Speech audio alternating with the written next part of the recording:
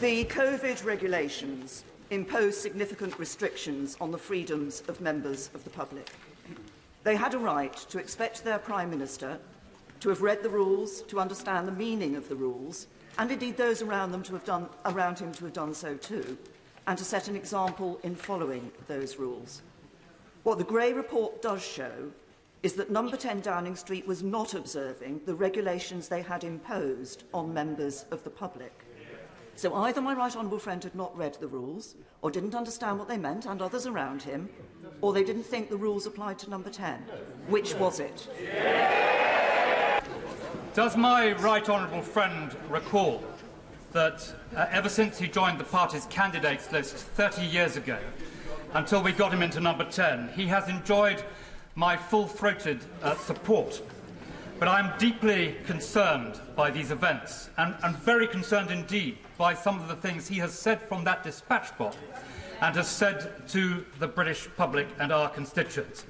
When he kindly invited me to see him 10 days ago, I told him that I thought he should think very carefully about what was now in the best interests of our country and of the Conservative Party. And I have to tell him he no longer enjoys my support. The public and this House have been frustrated by having to wait for Sue Gray, wait for the Metropolitan Police, and today the Prime Minister has announced his new office at Number 10.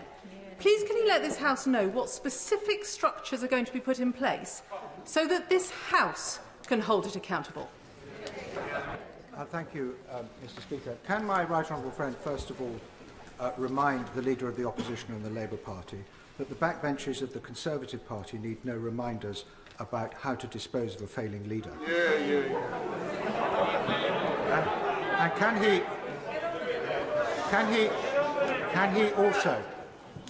he also, when he is restructuring Number 10, concentrate on the fact that the country wants results?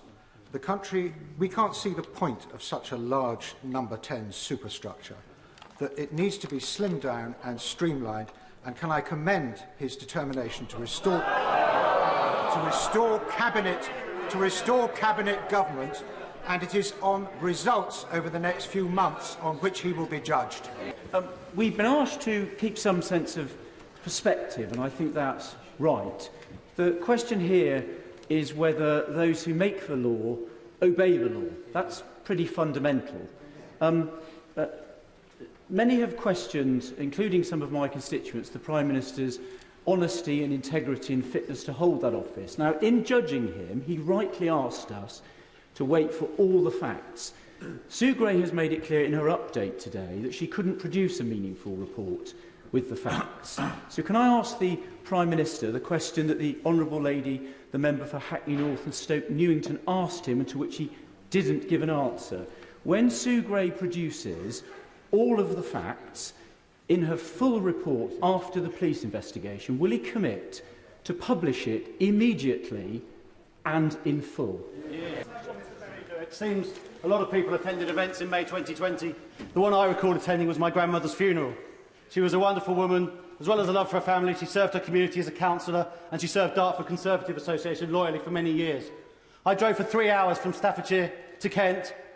Only 10 people at the funeral. Many people who loved her had to watch online. I didn't hug my siblings. I didn't hug my parents. I gave a eulogy. And then, afterwards, I didn't even go to her house for a cup of tea. I drove back 3 hours from Kent to Staffordshire. Does the Prime Minister think I'm a fool?